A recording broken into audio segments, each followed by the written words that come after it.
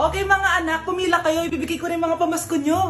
Hi, Nay! Aba, unang-una sa pila ang pinakatamad, walang silbi at puro jowa ang kinakatupag. Oh, eto, 20. 20 lang? Hi, Nay! Ah, ang pinakamaganda at pinakamatalino kong anak. Para sa'yo, 100. Thank you, Nay! Hi, Nay. Oh, eto, 20. Puro lang naman papogit, pasikat ginagawa mo. Ah, ang pinakagwapo at pinakamasunod kong anak.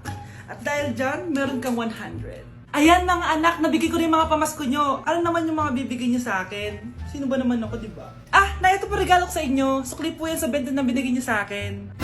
Sukli? Ah, na, yung regalo ko po sa inyo, yung perfect score ko sa quiz. Perfect? Pwede na. Ah, Nay, regalo ko sa iyo yung 10,000 na followers ko sa TikTok. O, diba? 10k followers. Nay, ito po regalo ko. Ah, buti pa si Kyle may regalo sa akin. Di tulad ng iba dyan. Kyle, ano to? Pampapayat po, Nay. Baka kailangan nyo po.